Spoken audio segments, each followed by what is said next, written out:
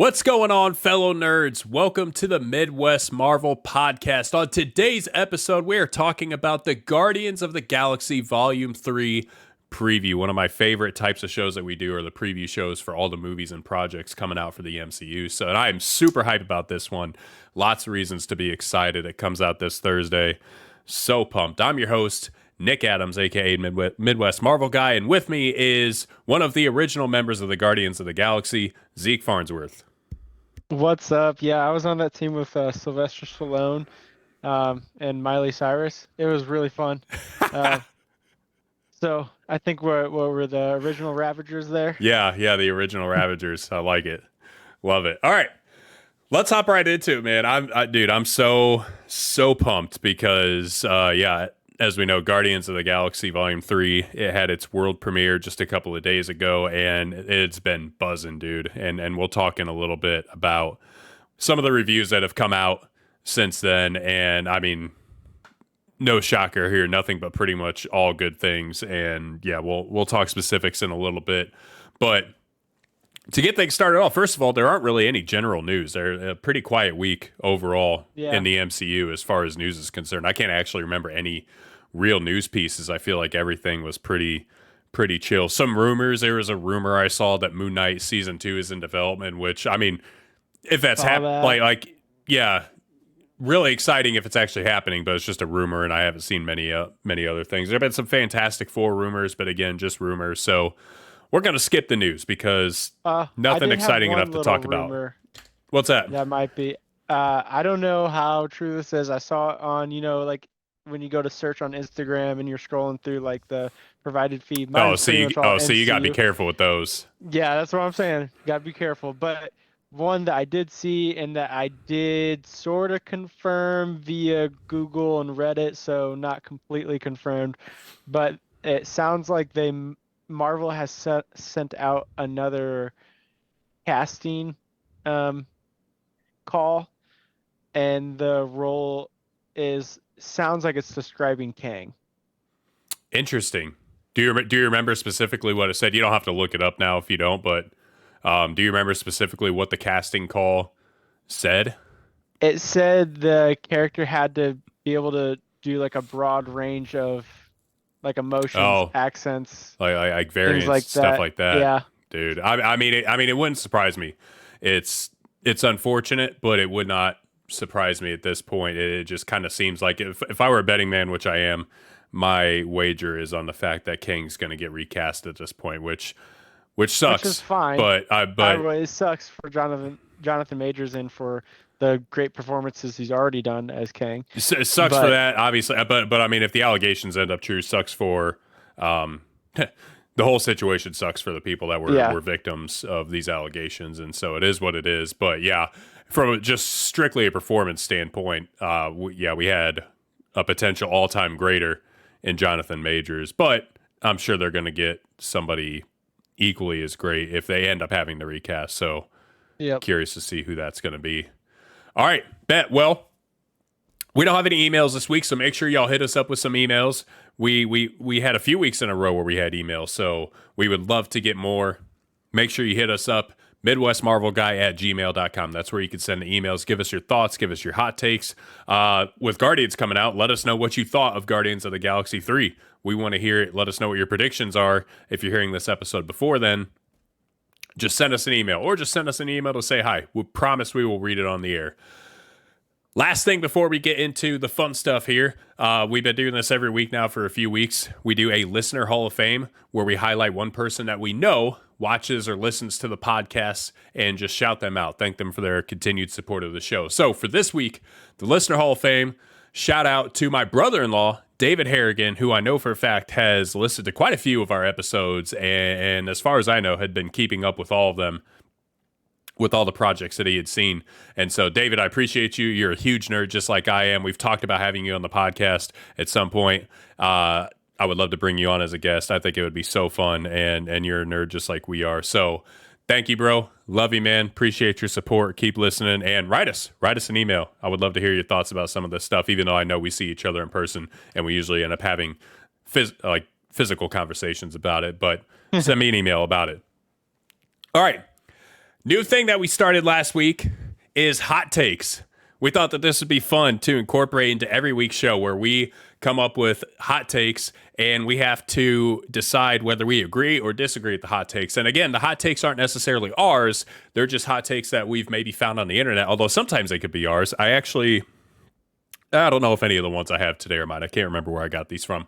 So what we're doing is Zeke and I each have some hot takes that we found or came up with. We have 3 of them. So we'll take turns reading them off, and then we'll discuss whether or not we agree or disagree with the hot takes that we state. So, Zeke, I'll let you start with one of yours. Give me the first hot take that you have. Also, also, we don't know each other's hot takes, so it could be unlikely, but it could possibly happen that we end up having the same hot take. That is true. We could. Let me get my agree and disagree ready. All right. Okay. What's your first hot take? So my first hot take, come on, buddy. My first hot take is Thor is overall stronger than Wanda. Thor's overall stronger than Wanda. Okay. 3, 2, 1.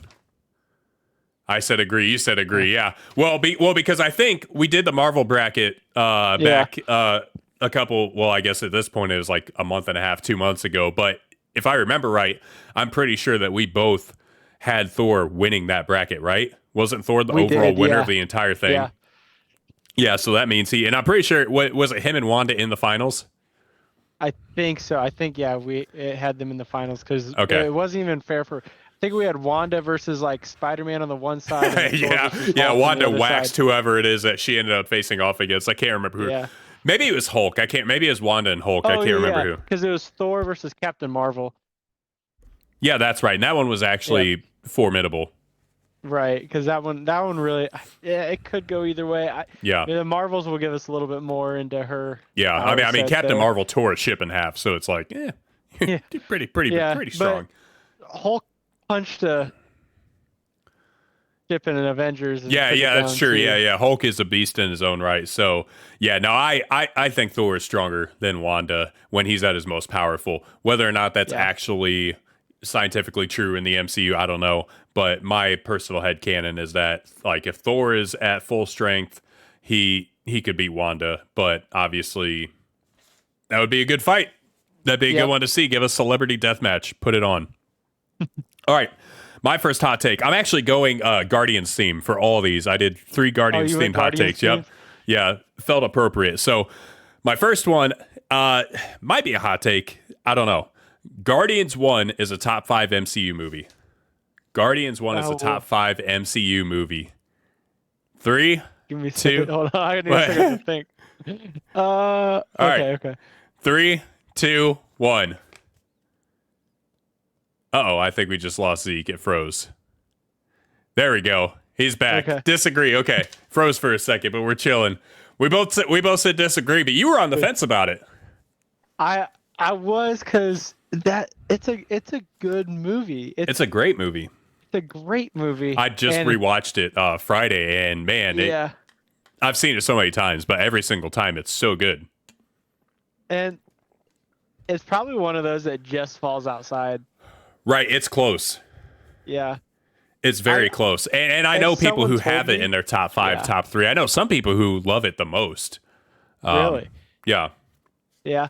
I get it too, because it's kind of set apart from the MCU as well, so it's something that almost anyone can kind of like go in and watch and enjoy. Yeah. I fully get it. I don't think, for me, it's really hard to pick that over something like Avengers Infinity War or Endgame. And then obviously we know Winter Soldier is my all-time favorite. But it's not outlandish to me if someone comes up and says, Guardians 1's my favorite movie. I'm like, I get it. It's it has everything. It's emotional. It's hilarious. It has fantastic characters. It has a really good villain. Super underrated villain in Ronan. I don't feel like he gets enough love. No, he definitely does not. Ronan's awesome. Yeah, really good villain. Okay, that was a good one. All right, hit me with your next one. Hot take number 3. Right. My hot take, my third overall here is a bloodlust Doctor Strange would murk the whole MCU. A bloodlust Doctor Strange takes everybody in the MCU? Yep. Okay. 3, 2, 1. Oh, all right. Oh, here we go. I said disagree. Zeke says agree. I guess I probably need to. I probably need to start verbalizing this because I keep forgetting that like we could see video, but some people who are going to be listening to the Yeah, I can't. podcast, yeah, if you're listening to it, not watching it on YouTube, you're not going to be able to see it. I think we verbalized both of them, but I need to make sure I do that. Yeah, I said disagree. Zeke says agree. Okay, so here's my thought. I think Doctor Strange in the MCU is nerfed. Doctor Strange in the comics, Absolutely. yeah, Doctor Strange in the comics, I think definitely has a shot to do that. Doctor Strange as is, I think he still could. He still could for sure. I mean, the man went toe to toe with Thanos with multiple Infinity Stones. Gosh, but I don't know because Thor Thor drove an axe through Thanos' chest when With all of Thanos them. had all yeah, dude. Man, my dude, that's tough. argument- One on one, it would be tough to beat Strange. Like if Strange is just Yeah. going psycho, he would be tough to beat, especially if he has the Time Stone. But if Strange does have the Time Stone, that definitely changes things. But again, comic Strange, it wouldn't need the Time Stone. See, my logic didn't even come from main timeline MCU. It came from off timeline or off 616 MCU From or Multiverse of Madness. 1999. No, from a Or What If? What If? Yeah. Yep. Okay, that's I honestly forgot about that. Because that Doctor Strange, I feel like if You're right in feel that like scenario. I mean, in that version of What If, that Doctor Strange was strong enough that yeah, he could take everybody. Yeah, because he was going toe to toe with an Ultron who essentially discovered the Watcher. Yeah. No, that's a fair point. I completely forgot about that. I think that's solid. Well done. Did your homework. Was that one that you came up with?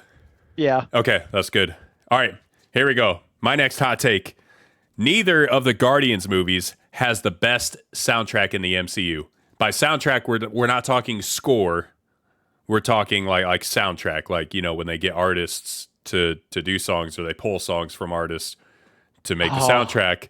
So they're like iconic, right? Iconic soundtracks. But hot take, neither of the Guardians movies have the best soundtrack in the MCU. 3, 2, 1. I said agree. Zeke says agree. Wow. I thought that's a personal hot take of mine because I feel like, and maybe I'm wrong in this, but I feel like most people would put the soundtrack of one of those two movies on top in the MCU. But I'm curious to hear what yours is first. You can go first, and I'll tell you what mine is. Personally, both Black Panther movies are above them, and then the first Spider-Man: Homecoming. That one's got a great soundtrack. You know what? It does. I forgot about that, but you're right. It does. I think I'd probably put the Guardians movies, especially Guardians 1, over Homecoming, but you're not wrong in that. And yeah. I think this one also comes down to preference of what type of music you listen to. For sure. Because right. Yeah. So I'm sure there are gonna be people who listen to us and they're like, you guys are stupid. Like those are all-time classics, and I totally understand. Right. Yeah, that's like if you have them number one, I'm not mad at you because I totally get it. I understand. We're probably in the minority on this. Yeah, probably. I'm with you though. The Black Panther films, like and I'm not even sure which one. Number one is probably, well, I don't know, dude. Like I've been listening to the Black Panther Wakanda Forever soundtrack for months at work, dude. Like I still have that thing on repeat. Like the songs in that are just euphoric. I love that soundtrack. Actually, okay, yeah. Not even a question for me now. I'm making my decision. Wakanda Forever is the best soundtrack in the MCU. The first Black Panther 1 is the second best by a very close margin. Really good too. It bangers, dude. Like, you had Kendrick Lamar on there. Oh, so good. Yeah, Guardians 1 would be number 3 for me, and then Guardians 2 is number 4. Man, okay, that's a good one. That was a good one, and yeah, that was one that I came up with myself. All right, your next hot take. Your last hot take. My last hot take. All right. Endgame is better than Infinity War. Haha. Dang it. Okay. Okay, I got it. You got it? Yep. All right, 3, 2, 1. I said Yeah, I knew. disagree. I I said knew we. disagree. Zeke says agree. Zeke says he thinks Endgame is better than Infinity War. Okay, I'll go first this time. So, dude, honestly, I went back and forth about which one was better for a long time, and for a long time, I had Endgame at number one and Infinity War at number two. But as time has gone on, I think that Infinity War, at least for me, is it's a more rewatchable movie. I think it's probably the most rewatchable movie in the entire MCU. Like it is just jam packed with everything from start to finish. It is so entertaining. There's humor, there's emotion, there's some of the best action and fight scenes that you will ever see. Visually, some of the coolest things you'll ever see in the MCU as well. Like the battle on Titan, visually Mhm. is maybe the most appealing fight that the MCU has. And then the way it balances so many characters. You got the Guardians group, you got the Doctor Strange and Spider Man and Iron Man, and then you have everybody on Earth and Wakanda. I don't know.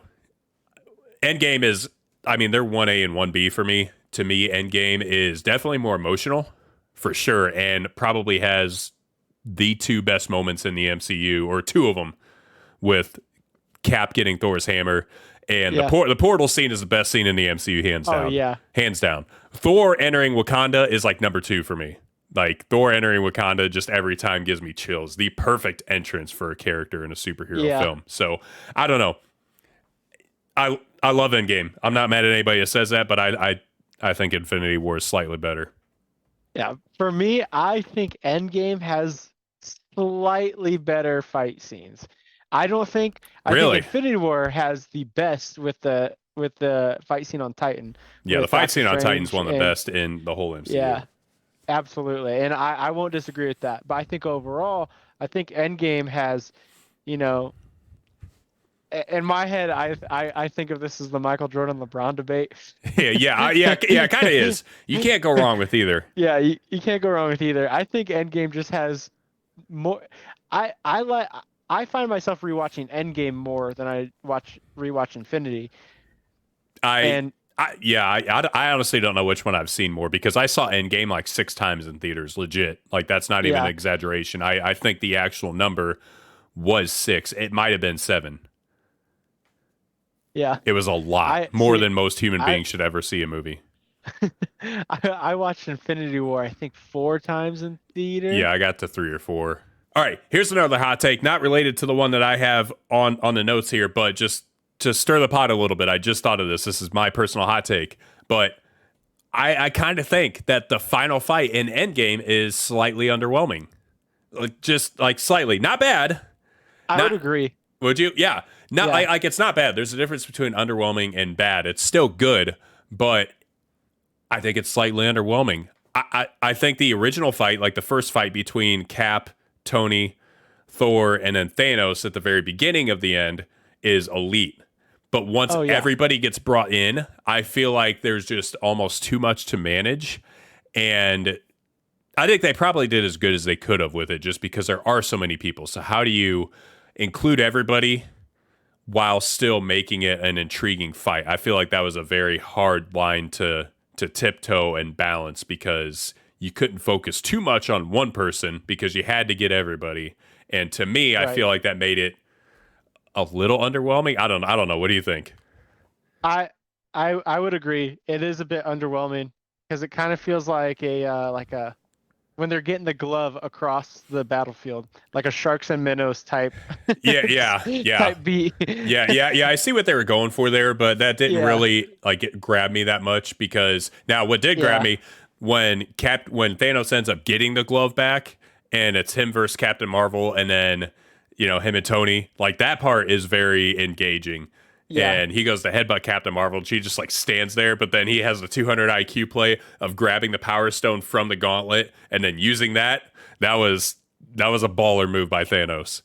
Um, yeah, for sure. And yeah, because like it's the difference in how they did the teams in Endgame versus Infinity War is Infinity War broke them up and like they weren't together quite yet. that's a Endgame, they're all together and yeah, they have to figure out a way to do. So you gotta do some sort of like sharks and minnows sure, yeah, type to get minutes on screen there. yeah. No, and I get it, but yeah, just stirring the pot a little bit. Okay, my final hot take is, again, Guardians of the Galaxy related.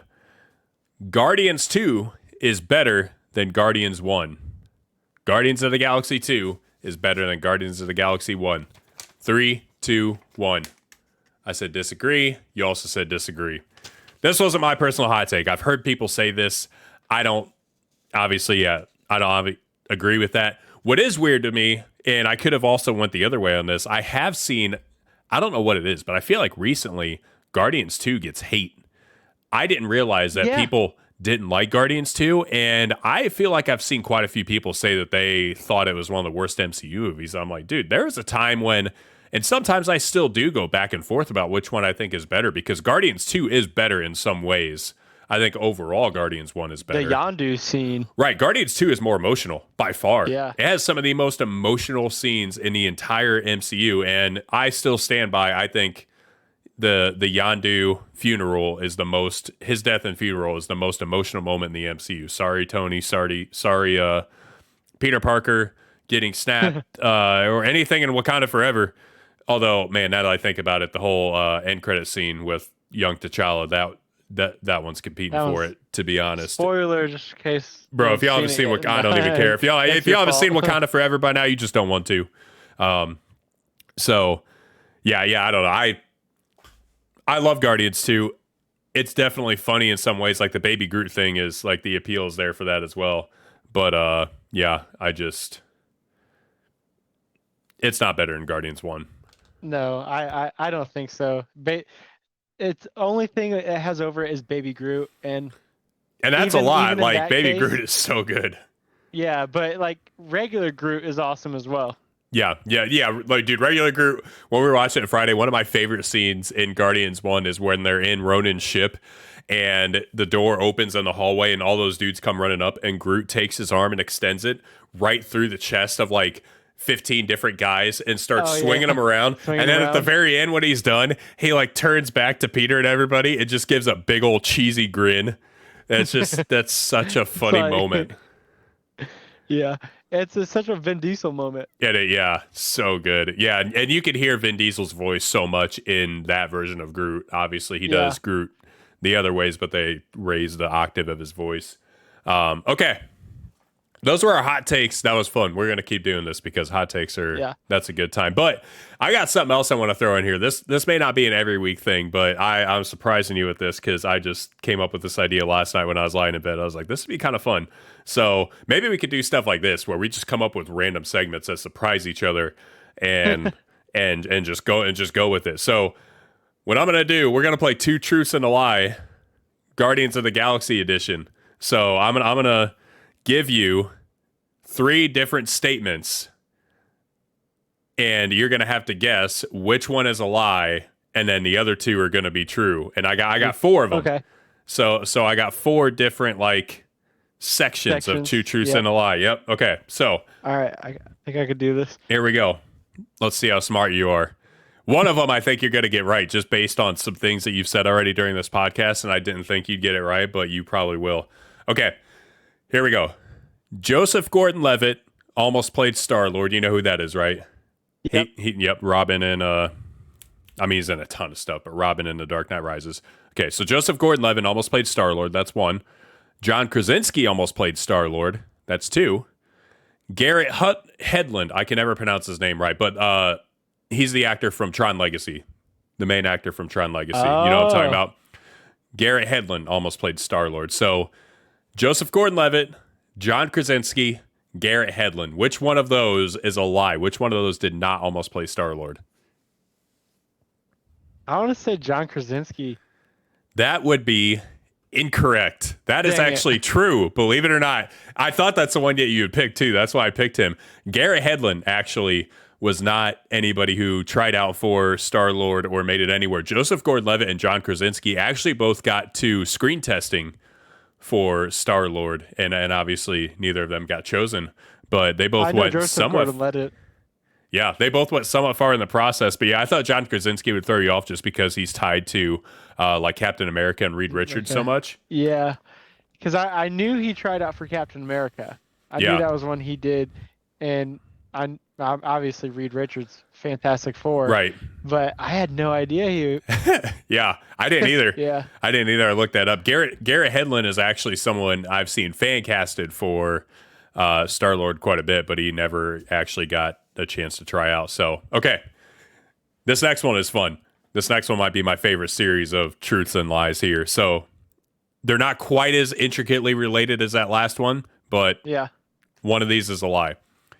James Gunn hung out with raccoons to get a feel for Rocket's character. That's one of them. The dog that plays Cosmo is one of the production crew's dogs. And the MCU interpretation of Groot is based on James Gunn's dog. So everything is animal based here. But okay, so again, you got it? Yeah. You don't need me to read them again? Yeah, I got it. Which one do you think is a I lie? got it. I think that last one is a lie. That the MCU interpretation of Groot is based on James Gunn's dog? James Gunn's dog, yeah. Nice guess, but you're wrong. Dang it. So the lie is that the dog that played Cosmo is one of the production crew's dog. Although I guess I didn't actually factually look that up. I just made that up. So I guess I could be wrong. That would be a really funny coincidence if that dog is actually one of the crew's dogs. Members. Yeah, crew member's It dog. could be. It's a golden retriever. They're great dogs. Right. But yeah, no. So James Gunn actually did like have raccoons brought in and like was around them to get a feel for Rocket's character. That was real. And supposedly the interpretation of Groot is based on James Gunn's dog. What I read didn't go into any more detail other than that. So like I feel like that's a very loosely based fact. But nonetheless, it was on there. Dang, 0 for 2. 0 for 2. You might get. I knew the James Gunn raccoon one was true because I read that on Reddit somewhere. Did you? Dude, like, that's a wild. That's weird wild. Dude. Jay, he seems like he'd be hilarious. Okay. This next one has some pretty good ones too, but I think the one that you're going to get right is going to be my final one. So, here we go. Baby Groot's dancing at the end of Guardians 1 was based on James Gunn, like mimicked his dancing. Second one, Vin Diesel voiced Groot in 16 different languages. Third one, Groot was actually supposed to die for good at the end of Guardians 1, meaning Baby Groot wasn't going to end up taking his place. Like, Groot was just going to be done in the MCU. Those are the three. You need me to repeat them? No, I think I got him. Okay. What's your guess? Can you go 1 and 2 here? And man, part of me wants to say, because that Vin Diesel one doesn't quite make... I mean, it'd be easy for him to do it. I'm going to go that last one, that Groot wasn't supposed to... We were always supposed to have Baby Groot or a Groot of some sort. We got a winner! You are correct. That is a lie. Groot was actually supposed to die for good at the end of Guardians 1. That is a lie. That was, never the case. Yeah. Vin Diesel did actually voice Groot in 16 different languages, which is kind of cool because most of the time, like, voice actors, change based on the language. But he didn't. Yeah. And then, which again, so like you said, it's easy to do. Right. And then Baby Groot's dancing. Groot. Yo, soy Groot. Dude, no, yeah. Those are so funny. And then, Baby Groot's dancing at the end of Guardians 1 was based on James Gunn because he, demonstrated the dance that he wanted Baby Groot to do for the crew. And then they took what he did and ended up making that Baby Groot's dance. I don't know awesome. That he did the official motion capture, but he's the one that came up with what Baby Groot needed to do. In the beginning of Guardians 2? Beginning Guardians 1. So, like, when he's the plant, when he's the potted plant and Drax is, like, they're on the ship. That's 2. No, that's the end of 1. The end of 1? I would know. I just watched 1 on Friday. Oh. You're talking about at the very... I thought you were talking about the dancing where Groot was dancing around the... No, dancing at the ship with Drax, like, keeps looking back at him. I gotcha. Okay. Last 2 truths and a lie. Let's see if you could go 2 for 2. 50% wouldn't be that bad. Miley Cyrus has a cameo in Guardians 2. Rob Zombie has a cameo in Guardians 1. Rihanna has a cameo in Guardians 1. Which one of those is the lie? Miley Cyrus has a cameo in Guardians 2. Rob Zombie has a cameo in Guardians 1. Does. Rihanna has a cameo in Guardians 1.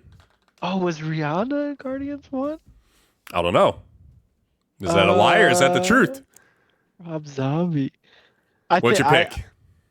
Rihanna did not have a... You are 2 for 2, my boy. There we go. 2 for 2. Yeah, Rob Zombie did have. He was the voice of the Ravager, like AI in Guardians 1, Yeah. and then Miley Miley Cyrus was the a part of the head. Ravagers in Volume 2. Dude, when you said that, what we were talking about earlier, I was like, dang it, he's gonna know that one. I thought I was pretty good for finding that one because I think I knew that at one point and then I forgot about it. So when I read it this morning, I was like, oh, that's right. Well done, sir. Well done. 2 for 2. Honestly, pretty good showing. Yeah, I watched Guardians 1 on Wednesday with our fiance, and we got to that part with the Miley Cyrus's like head, and she was like, "Who voiced it? That sounds so familiar." I was like, "I don't know," and we looked it up, and so that's Dude. why I knew. Yeah. I was like, oh, so good. All right. Yeah. We may do stuff like that more often. I think that's fun. That switches it up. That 2 truths and a lie. adds a little zest I into like it. that. So, all right. Let's get into Guardians 3, baby. Let's do the review. Let's get into Guardians, or the preview. Let's get into Guardians 3. So, like I said before, the world premiere was, I forget which day last week, Tuesday maybe, might have been the day. Maybe it's either Monday or Tuesday. And by and large, the reviews are fantastic. Just some of the things that I've seen people say since we had our last podcast. I have seen many people now, because plenty of people that I follow on TikTok were able to go to the premiere, and so I've seen all of their reviews, like the ones that I really trust and buy into the most. Pretty much everybody that I saw said that Guardians 3 is the darkest and the most emotional MCU movie. And that seemed to be the consensus, that like this movie gets dark, but this movie also gets really emotional. And I saw quite a few people saying that it was also the funniest. So you got like the darkest, funniest, most emotional MCU movie. Surprised? No, not at all. Not even the slightest. This is James Gunn's last MCU movie. Yeah. This is Guardian. This is the. We're gonna get into it later. The Guardians' last shebang. So I feel like this has to. You knew be, he was going to bring it. Yeah, he had to bring it. And really with all the wish he rumors of would've- people dying, like you had to be emotional too. Yeah. More emotional than Wakanda Forever. That's going to be tough because that That's movie tough to had me beat. crying multiple times. But it's already been proven. We talked about it. That Gunn knows how to do emotional moments. Both Guardians 1 and 2 have highly emotional moments. You have We Are Groot in Guardians 1, fantastic emotional moment. And then Yondu's death and funeral in Guardians 2. Like the man knows how to do all sides of the spectrum. Right.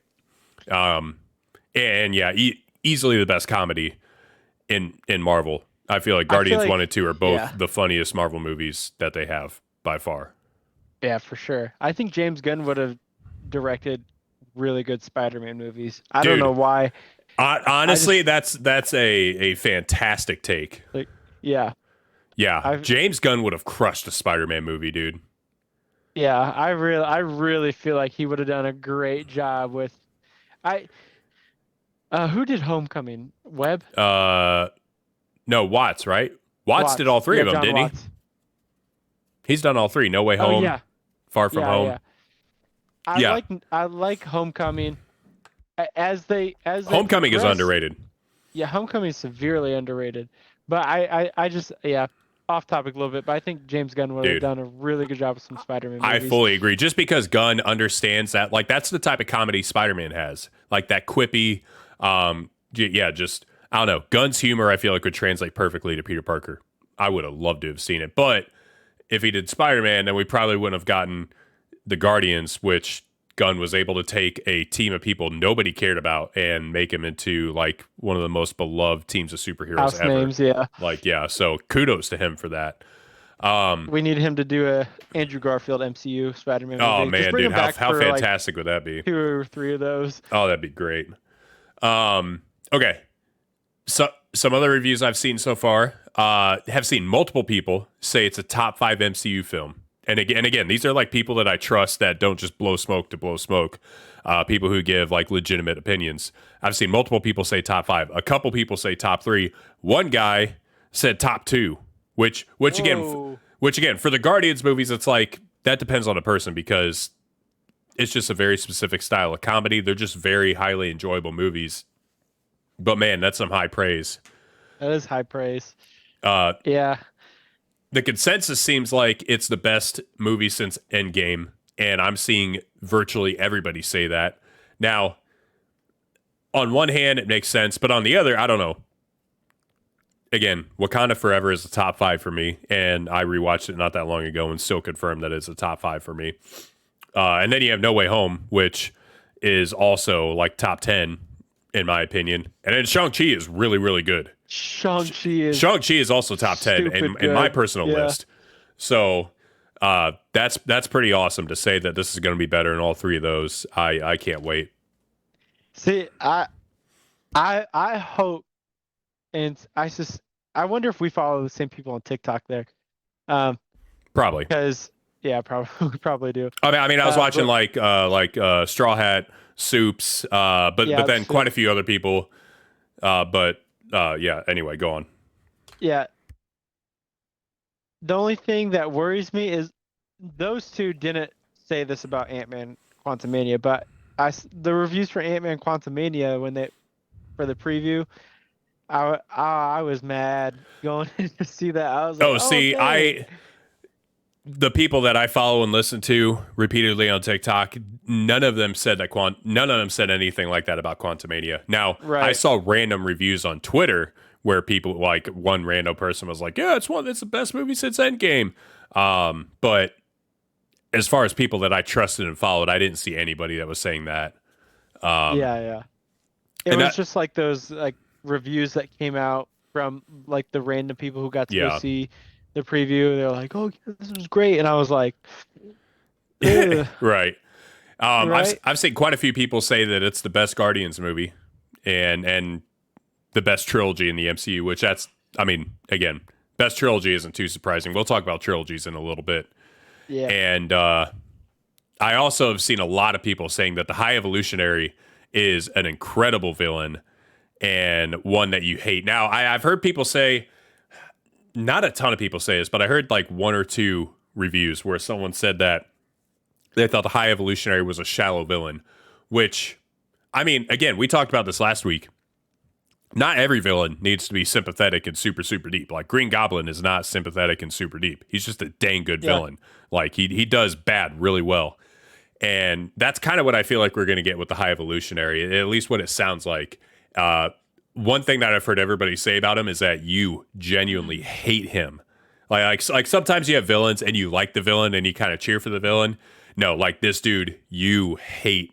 And especially because of all the things that happen with Rocket's backstory and him, because they're intricately connected. I don't know. I'm excited for that. I love a villain that you hate, like Emperor Palpatine, Star Wars.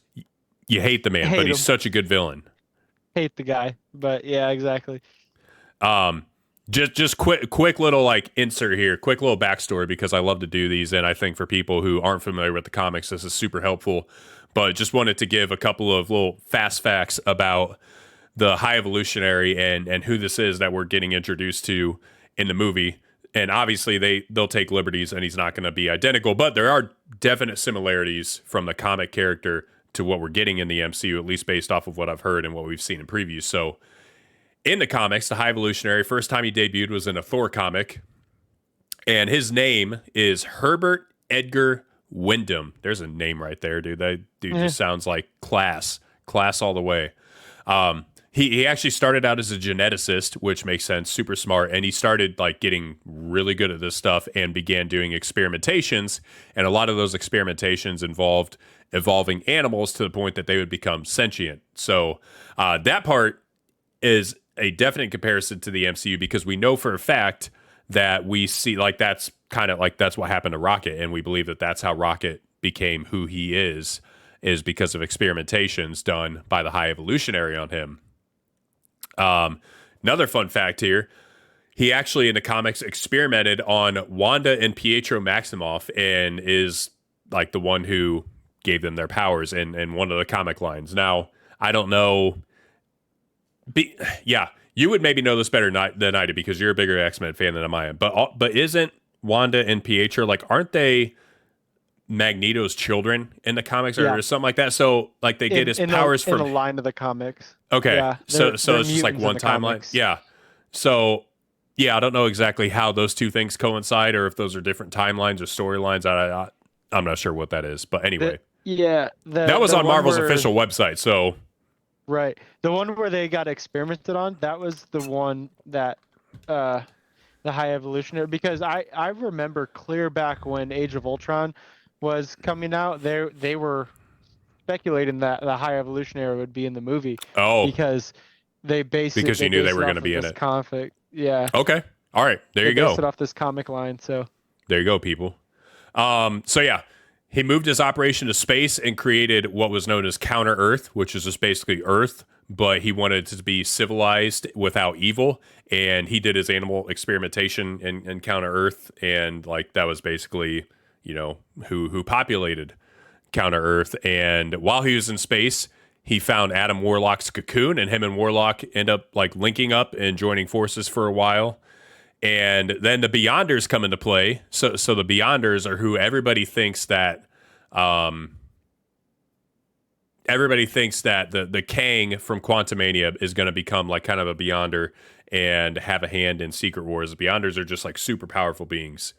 And they apparently steal Counter Earth. I'm not sure how you steal an entire planet, but they do. They put it in a museum.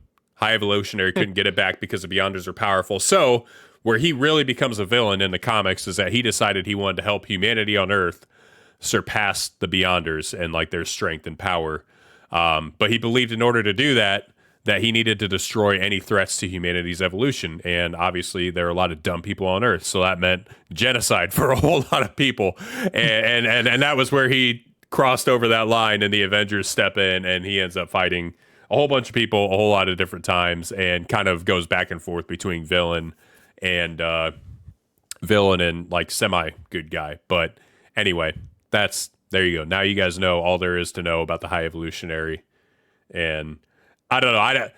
Something tells me we're not going to get that version of like, oh yeah, like I'm a good guy. I feel like we're just going to get like this guy is an absolute straight evil. Yep, just evil dude.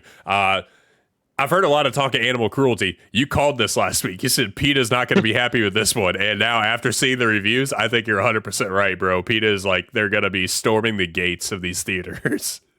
Yeah, it's not real. Right. That's the thing. Like, CGI. right. That's the thing. But PETA don't care, dude. PETA has no chill. They don't care at all. Yeah. Here's what's weird. Critics like Rotten Tomatoes, which is a crapshoot anyway, so there's no real stock in this. But on Rotten Tomatoes, the critics have given the movie 81%. For all the high praise that this movie has, the critics are giving it 81%. So the question is, what the heck is up with critics now? Because critics have been all over the place with movies lately, right? Like, yeah, Quantumania having a lower critic score than like Thor: Love and Thunder or Thor: The Dark World. Wild. Quantumania wasn't great, but was it worse than those two movies? In my opinion, not even close. Super Mario, horrible score by critics. Like 51%. What the heck did you guys expect with Super Mario? What were critics going into that movie wanting to see? Yeah. A cinematic masterpiece like Oscar? No, like it's Super Mario. Just give me Mario. And that's what we got. But critics gave it a 51%. And now they're giving this an 81%, which isn't a terrible score, but compared with what the fans are saying, I just think critics are starting to really skew their idea of what they think a movie's supposed to be. And they're just, I don't know.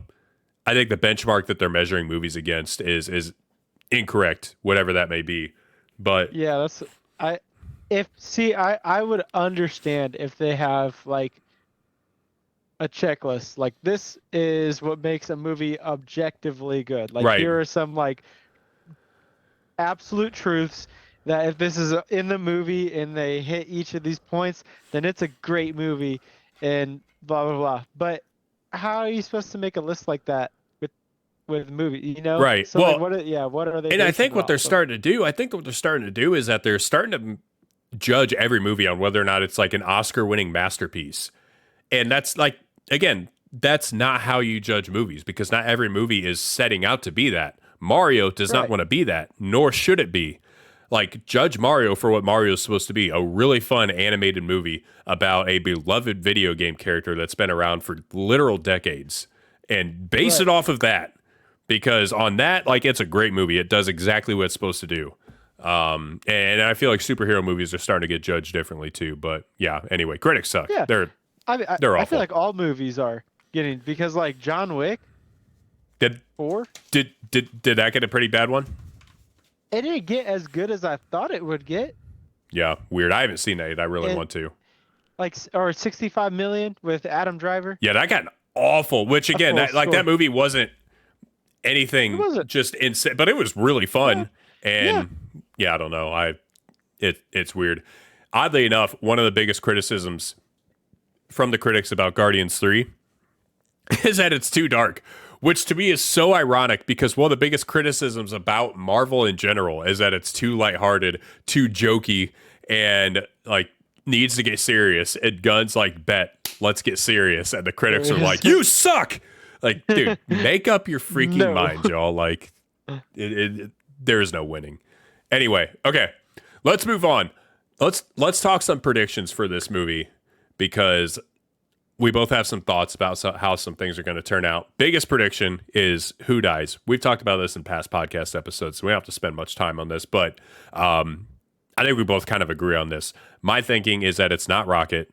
It's definitely Drax, mostly because Batista like spoiled seemingly spoiled the whole thing in a talk show interview where he said he's not coming back to play Drax. It's like, well, okay, that kind of makes it seem like you're going to die. Yeah. Yeah, I don't know. Drax to me would be the most full circle, because he started Guardians 1 being enraged because he lost his family to Ronan, right? And Yeah. Ronan killed his family, and it's his wife and his daughter. And in Guardians 1, you said you just watched this as well. There was a line where he basically says, like, in the end, I will go be with my wife and my daughter. Now, we thought he's referring to Guardians 1, but I think that line's going to come true in Guardians 3, where he's going to, it's going to be a fitting death. He's going to, it's going to be a hero's death where he saves somebody, and people are going to be sad, and it's going to be, he's going to be happy about it. Like, hey, you know what? This is okay. I'm dying amongst my friends, and I get to go be with my wife and daughter. That's my prediction Yeah. for Drax. I think, yeah, that's a good one for Drax. I do think Rocket's gonna die. I think we're Do gonna you? see, yeah, I think we're gonna see 3 or 4 Guardians deaths in this movie. Yeah, that's another good prediction. Yeah, are there going to be multiple deaths? Wouldn't surprise me. Yeah. Personally, I think there's just going to be one, but it would not surprise me if there were multiple. Right.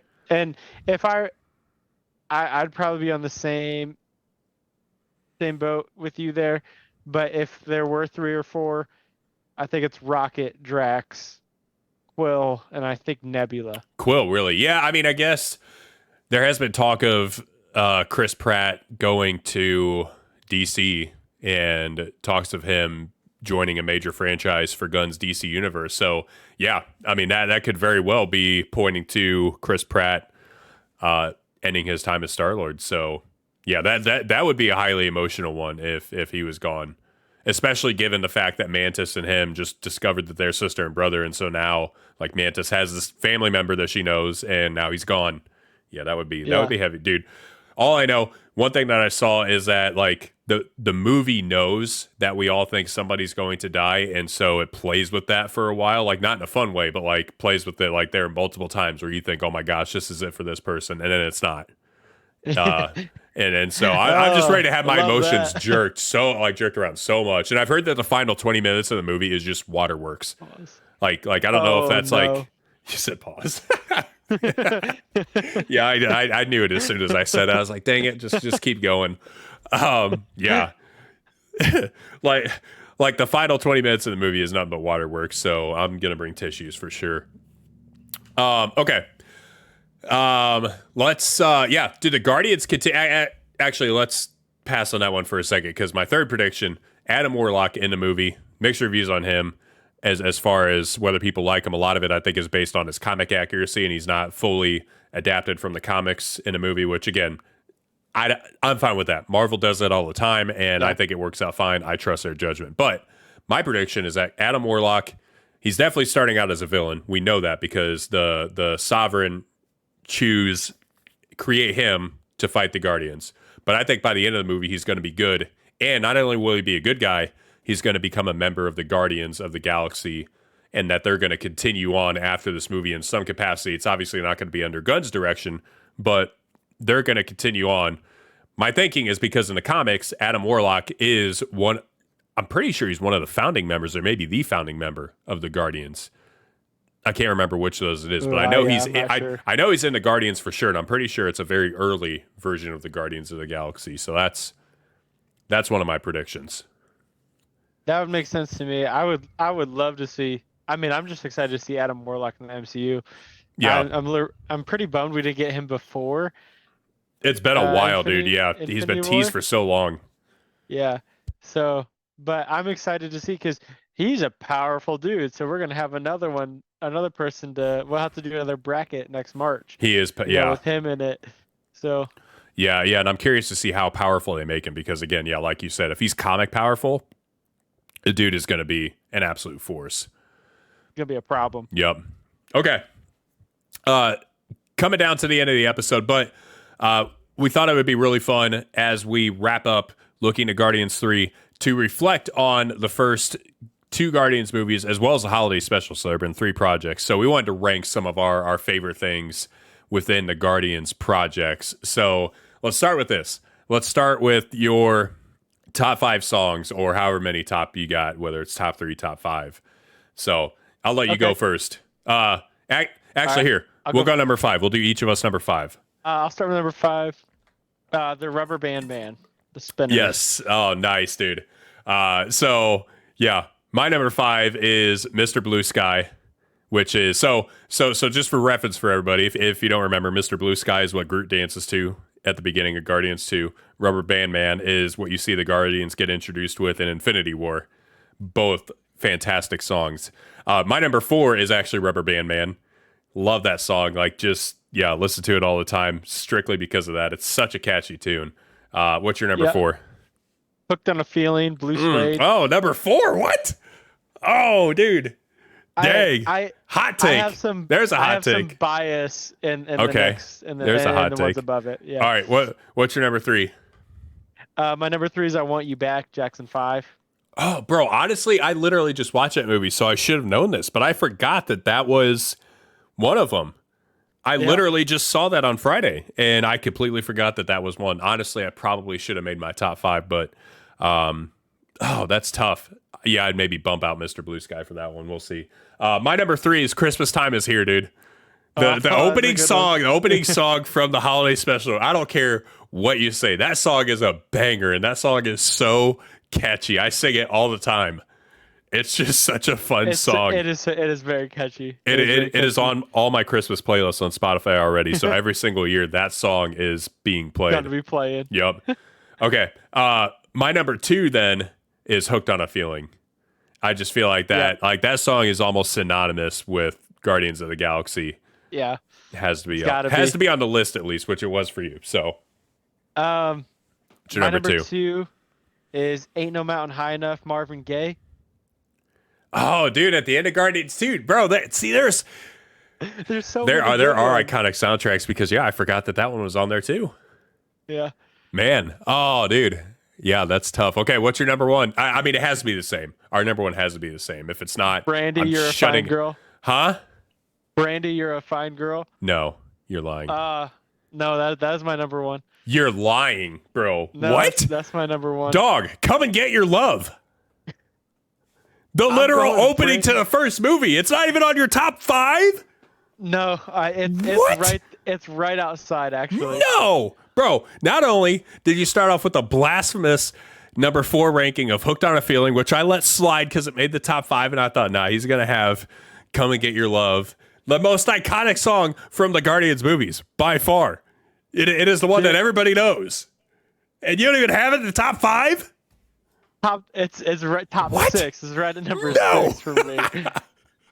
I like Brandy, You're a Fine Girl. So what's that even for? Like okay, wait, what's that song even from? It's Quill's. It's Guardians 2. It's the one Quill's father got his mother like Dog, that's romanticized number her. one? Yeah, No. it's a great song. What?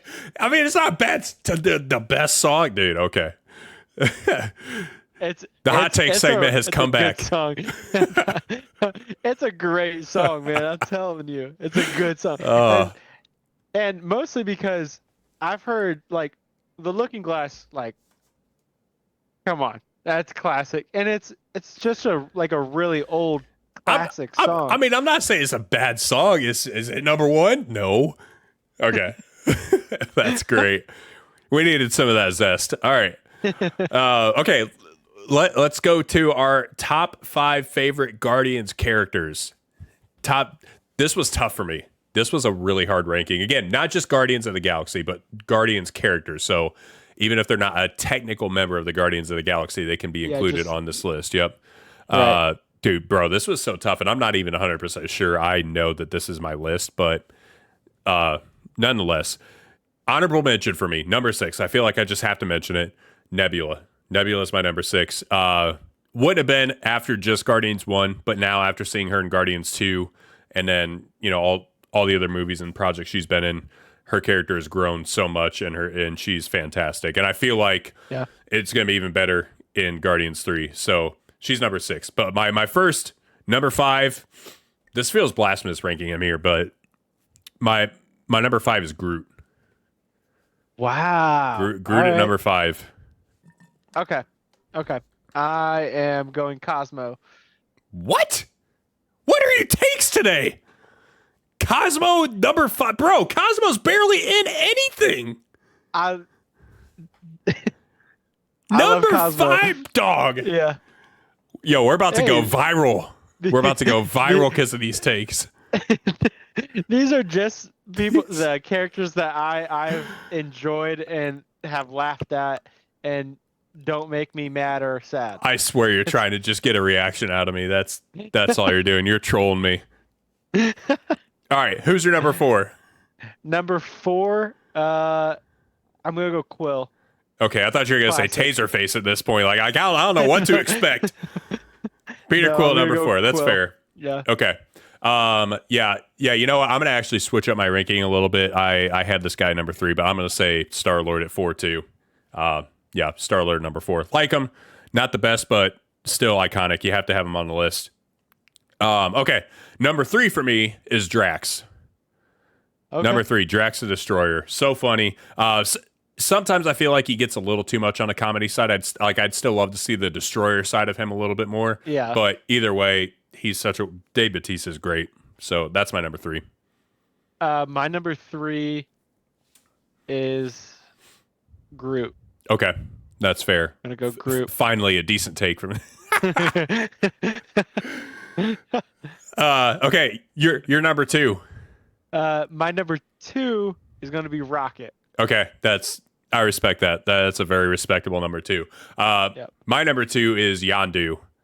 So love Yondu. I wonder if we have the same number 1. No, we definitely do not have the same number 1 because my number 1 is Rocket. Oh, your number 1's Rocket. Yeah, my number Okay. 1's Rocket. I think Rocket's the best character in the whole franchise, which means you left Yondu off your list. I'm hurt by that one. Yondu's great, but anyway, carry on. Here, Carry on. No, it's too late. It's too late. It's been done. Nope, it's been done. Cosmo's number 5. It's forever in the cloud. It's set. It's set in stone. My number 1's Kraglin. Kraglin's a good one. I don't know if I put him in number 1, but Kraglin's a good one. He is very funny. He cracks me up. And I'm excited to see a lot more of him in 3. Yeah, I hope so, because that's James Gunn's brother, right? It is, yeah. Yep. And I just think that's hilarious, because if I were ever a movie director, I would have my brother do the dumbest character as well to make everyone laugh. So, All right. Isaac, sorry. We got 6 minutes left. Let's see if we can fly through all this stuff here. I don't know if we'll be able to, but all right. Top 5 Guardians moments. Again, across all projects. Quick hitters here. My number, again, honorable mention. My number 6 is Peter finding out that Mantis is his sister. Very highly emotional moment. Same here. But that's honorable mention. Number 5 for me is Baby Groot dancing at the start of Guardians 2. It's my number 5 moment. My number 5 moment is Baby Groot dancing at the end of Guardians 1. Okay, yeah, dude, that was so, and that made me so excited for Guardians 2. Once I knew Baby Yeah. Groot was in Guardians 2, I'm like, bro, we get to see more of this. Yeah. Yeah, that was the OG. What's your number 4? My number 4 is Groot with the little colonies and I Am Groot. Oh, I forgot about that, but dude, yeah, that was actually so funny. Yeah, underrated moment right there. My number 4 is Peter dancing on Morag in the beginning of Guardians 1, the song that you somehow left out of your entire top 5. So I'm never letting you live that down. My number 3 moment is We Are Groot. Yeah, we are that's a Groot good at the end of Guardians 1. Just such a great moment. And like literally changes one word, but it means so much.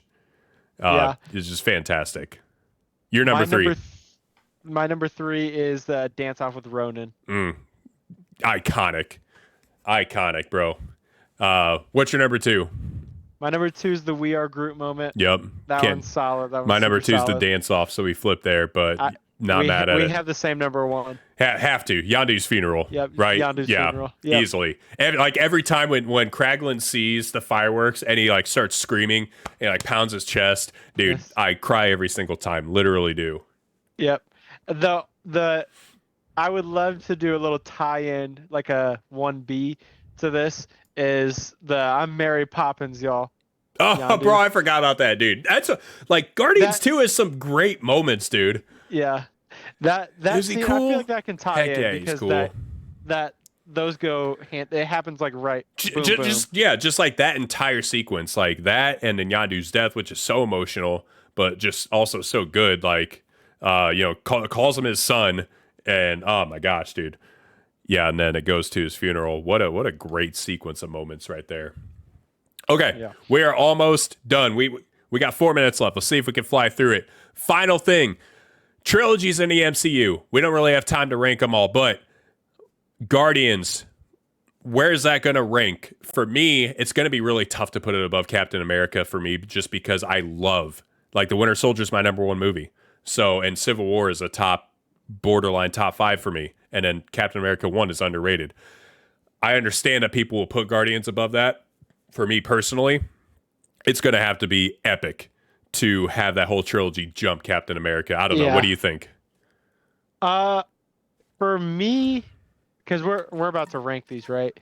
No, we're going to skip the ranking. So we're just gonna where skip you it. think, yeah. Yeah, I think for me, it's I don't think it's gonna pass Captain America or Spider-Man. Or Spider-Man. See, yeah, Spider-Man is so good. Far From Home to me is just kind of forgettable.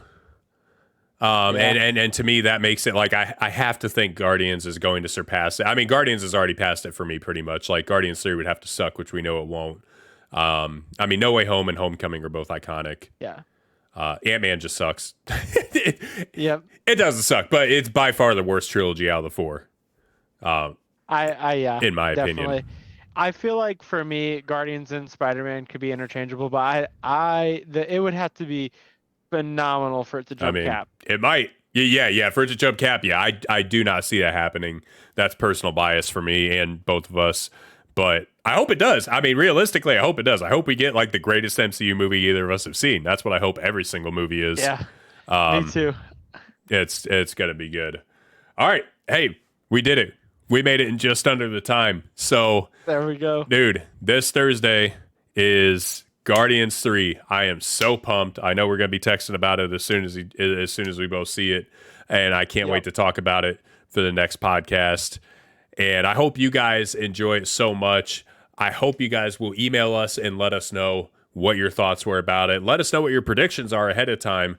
We'll read both emails when we do the next podcast. I can't wait. Again, as always, appreciate all your guys' support. Those of you who listen, make sure you guys leave reviews. Make sure you interact with us. And as always, we hope you have a fantastic week. Thanks for hanging with us. Peace out, nerds.